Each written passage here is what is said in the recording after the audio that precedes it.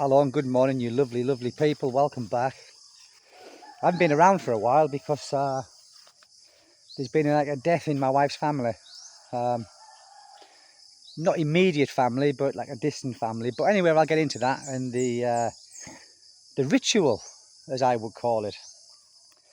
But I'll get into that a little bit later. And I also want to get into the land, buying land here. And the reason for that was I had a few days ago, there was one of my subscribers turned up here looking for land. So I'll talk about that as well.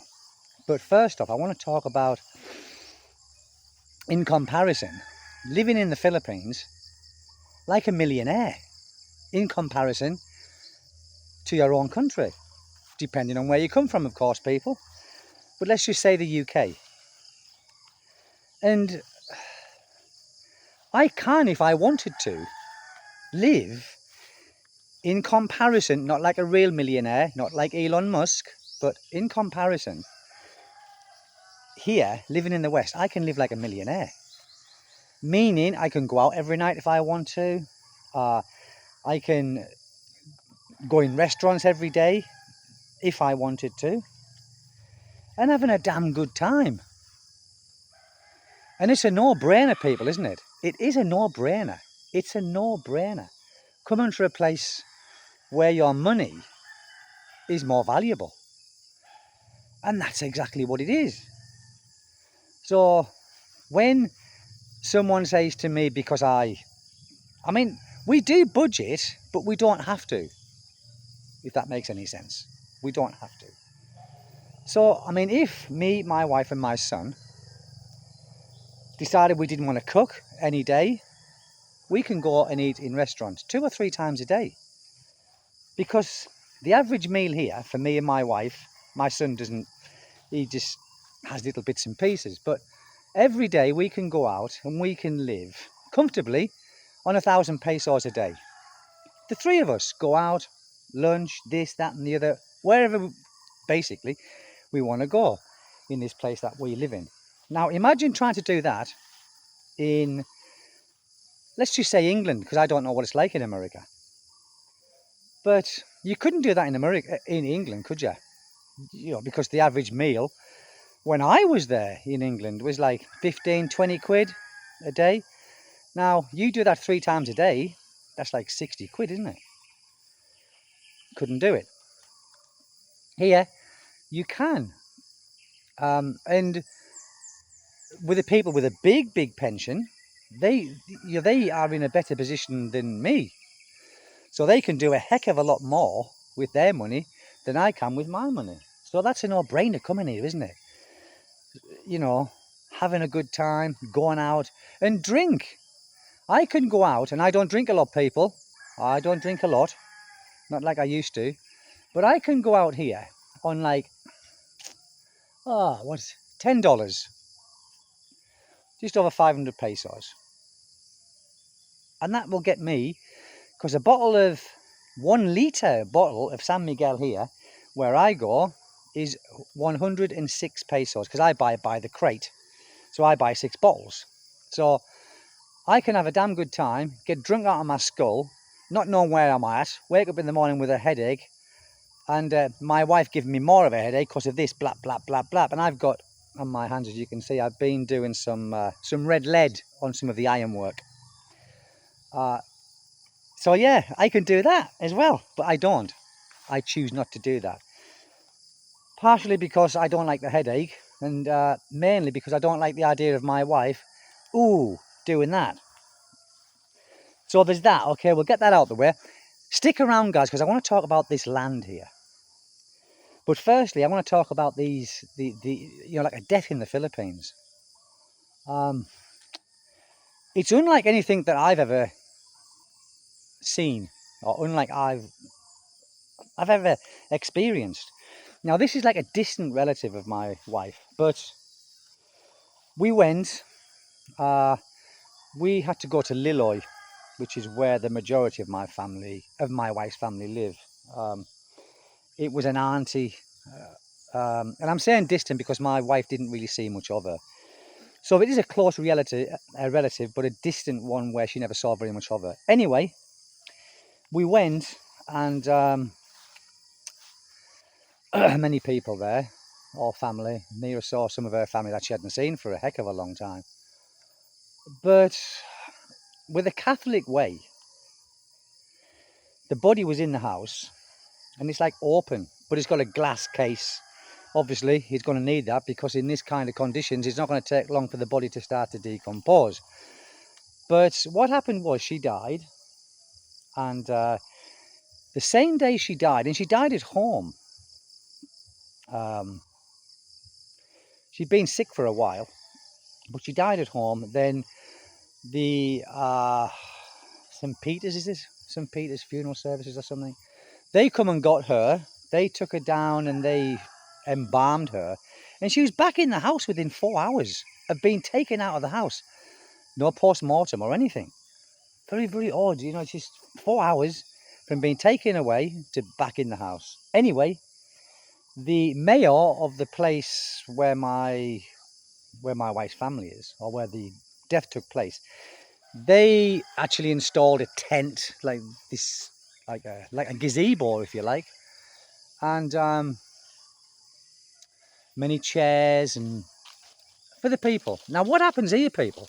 I don't know if you've experienced it there yourself, but what happens here? There's like a vigil, and it's for 9 days. So for 9 days, that's before the funeral takes place.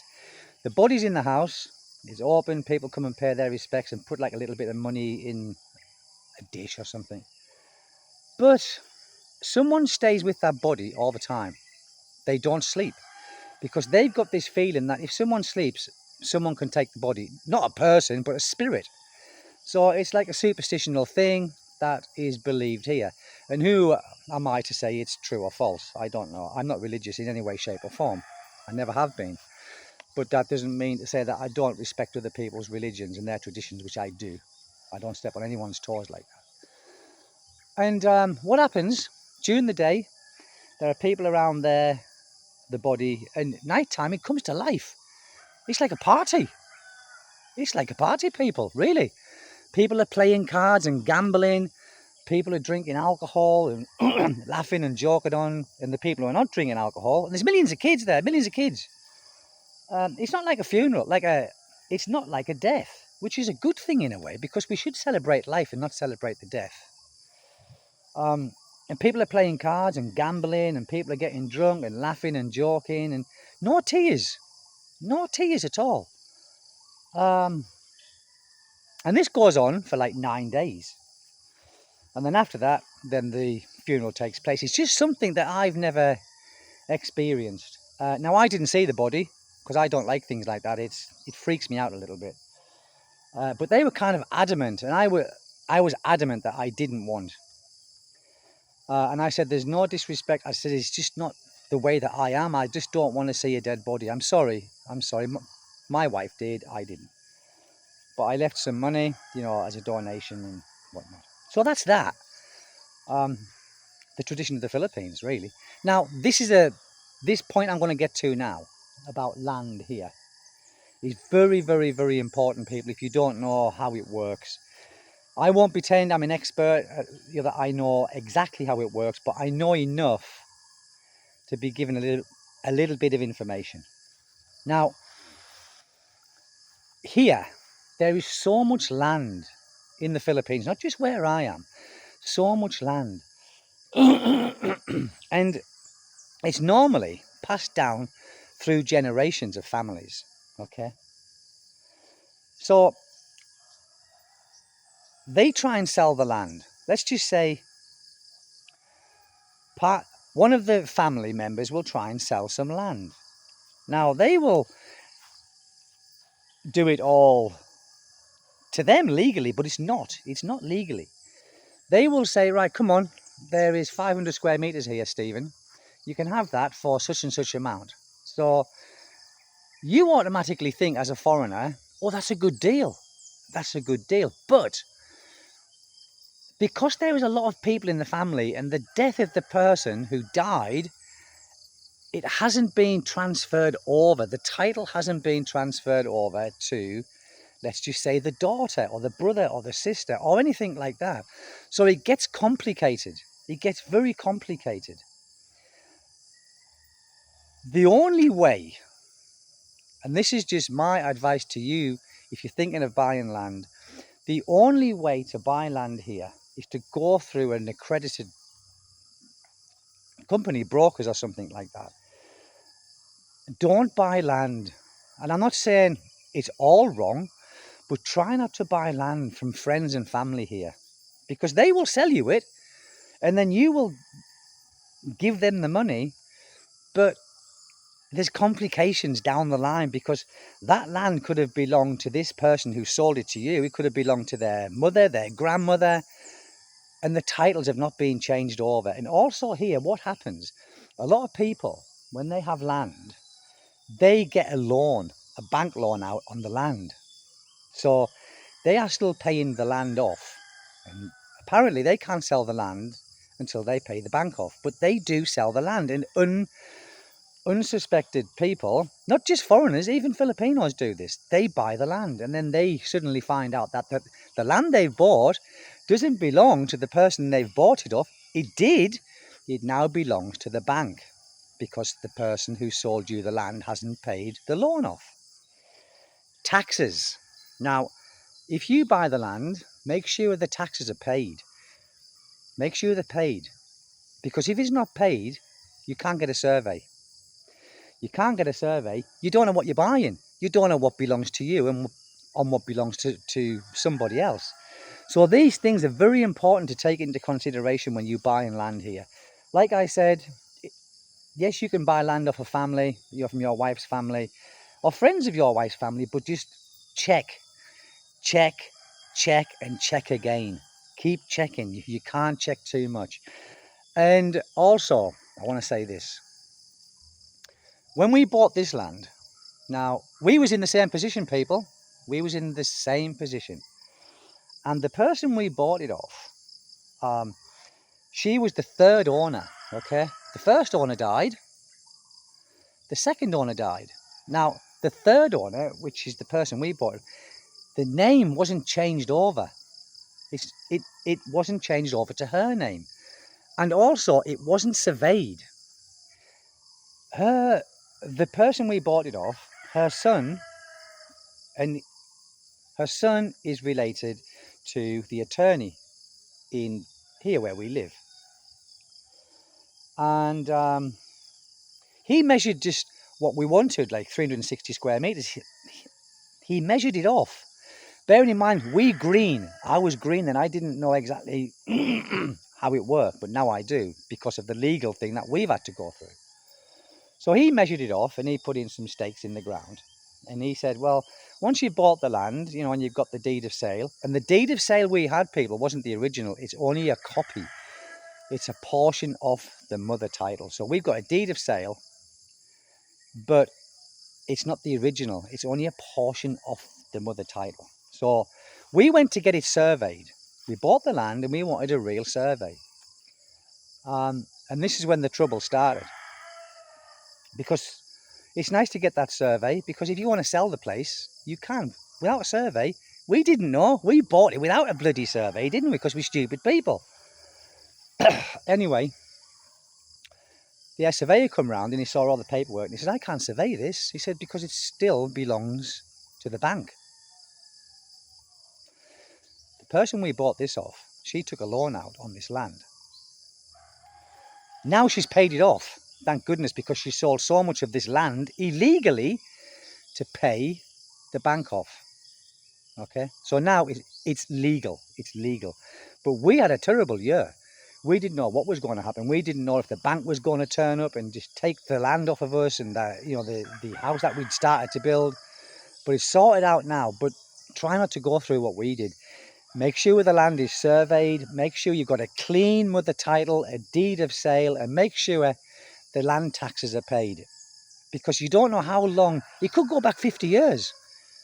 The land tax, what they haven't paid, could go back 50 years from the first person who owned the land. They died. They sold it to somebody else, but they didn't change the name on the title. So you're paying all of these taxes back. And without paying the taxes, you can't get a survey. You can't get a survey. You can't legally buy the land, really. Or it's just stupid people like me at the time, because I didn't know. Now it's sorted. We are all sorted. But only ours is sorted. All of the rest of it isn't. So over that way, which is nothing to do with me, they having the same problem now. So we had to pay money because the lady we bought it off didn't have all of the funds to pay the bank off. So we bought the land cheap, but in the end, it wasn't cheap because we ended up having to pay attorneys. We ended up having to put money towards the bank so she could get this back to her from the bank. It's a nightmare, people, really. If you buy land here, make sure you go through a proper accredited agency or company, and it's done properly. But even then, when you go to the attorney with the owners and they say, yes, it's all good, take that paperwork somewhere else and get it checked by an independent attorney. Because a lot of the attorneys here are friends, are related to the people who are selling the land. So they even cut corners themselves because they get a little bit of this, or maybe a lot of that, maybe a commission. I don't know. But when you're in the city, in Dipolog City, it's totally different. When you're in a city, it's normally legal and above board because it's in the city. When you're in these far out places from the city, outside the city, it's different. The laws are the laws, but they're not implemented as much until the shit hits the fan. And then everyone will be involved. Well, yeah, you bought the land, but it doesn't belong to you. That's what happened to us in the beginning because the bank owned the land. So it was terrible. All sorted. Now we've got the documents, the paperwork is being checked and checked and checked and checked, and we all care now. And also, the relations of the people who own the land, like let's just say a distant cousin or an auntie or an uncle even, doesn't have to be distant. They will say, yes, I've got land, which belongs to their families. It doesn't belong to them, it belongs to the whole lot, and they will sell you that land. It's the truth, guys. I'm not making this stuff up. It's true. So you've got to be so careful. Some people will sell their grandmother if there is a peso or a buck, a dollar, a pound involved, but mainly here they will. So I'm just saying this, people, because of the subscriber who come round to my house asking about land, and I said, well, there's a hectare down here, and they wanted 350,000. So I showed her where it was. And if you're watching the video, which I'm sure you will do today, leave a comment, and then you can tell the viewers what I'm talking about. So my subscriber went down to the house that I said, and it's 1 hectare for 350,000. And I didn't know the ins and outs of it, but she went down there and she saw the lady, and she came back to my house, and I said, how's it going? She said, no good. The titles, like I said, 1 hectare, 350,000 sounds too good to be true. It is. It's too good to be true. So she come back and she said, there's no title. There's no clean title because it belonged to this. It belonged to them, to them, to them, to them. And it's not just one person in the family. It's a big family. They've got many brothers and sisters. So there'll be a big argument, okay, of who owns the land and who should have sold the land and who it gets divided into. So yes, it's just that. And I thought I'd just make a video of these 3 things. One about living like a millionaire here, which I could if I wanted. I'm not a millionaire, but in comparison to the West, I could live like a millionaire till the day I died here. There's no brainer coming here, people. And the other one is the death in the family and the process of, how it happens. And we're going to the funeral. I think it's there next Wednesday, the funeral. And the land. It's very important, people. Very important that you check out the land before you buy. Very, very important indeed. So that's it, people. Listen, whatever you're doing today, have a great day, have a fantastic weekend, and whatever you do, and try and do it well, because it's imperative we try and do things well, isn't it? The pig's still alive, look. I don't know when he's going to be slaughtered, I don't know. I couldn't do it. And there's another one there. Yeah. I would have these as pets. I would. If I had any. That's why I don't have any, because I would get too attached. Anyway, people, thank you for dropping by, and take good care, whatever you're doing. Thank you. Bye-bye.